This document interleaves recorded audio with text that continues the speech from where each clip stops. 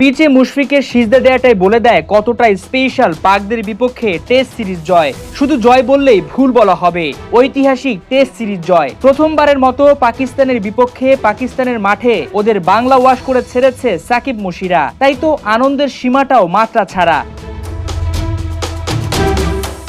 দেশে চলছে রাষ্ট্র সংস্কার, এমন অবস্থায় পাকদের বিপক্ষে নতুন ক্রিকেট বোর্ডের আওতায় 2 ম্যাচের টেস্ট সিরিজ খেলতে যায় টাইগাররা। প্রথম ম্যাচে যেভাবে ফুলে ফেঁপে উঠেছিল পাকিস্তান, তাতে ধারণা করা হচ্ছিল হয়তো পাকদের করা 448 রানই টপকাতে পারবে না শান্তরা। কিন্তু মুশফিক, লিটন, মিরাজ, সাদমানদের অসাধারণ ব্যাটিং নৈপুণ্যে 10 উইকেটের বিশাল জয় পায় বাংলা। তৈরি হয় নতুন ইতিহাস।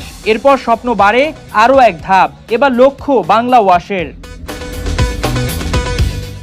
ঠিকই পাকদের ধবল দোলাই করে ছেড়েছে টাইগাররা, তবে কাজটা অতটাও সহজ ছিল না। রাওয়ালপিন্ডিতে সেকেন্ড টেস্টে ফলোয়নেই পড়ে যাচ্ছিল দল। খাদের কিনারা থেকে টাইগারদের উদ্ধার করেন লিটন, মিরাজ। এর আগে প্রথম ইনিংসে মিরাজের শিকার 5 উইকেট। দ্বিতীয় ইনিংসে নাহিদ রানা, হাসান মাহমুদের বোলিং তোপে অল্পতেই আটকে যায় পাকরা।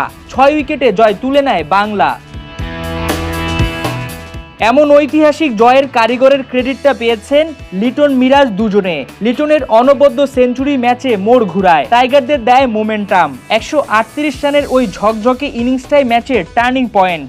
রাওয়ালপিন্ডি টেস্টে তাই ম্যান অব দ্য ম্যাচের পুরস্কারটাও পেয়েছেন টাইগার ব্যাটার। আর পুরো টেস্টে সিরিজে মিরাজ ছিলেন অনবদ্য।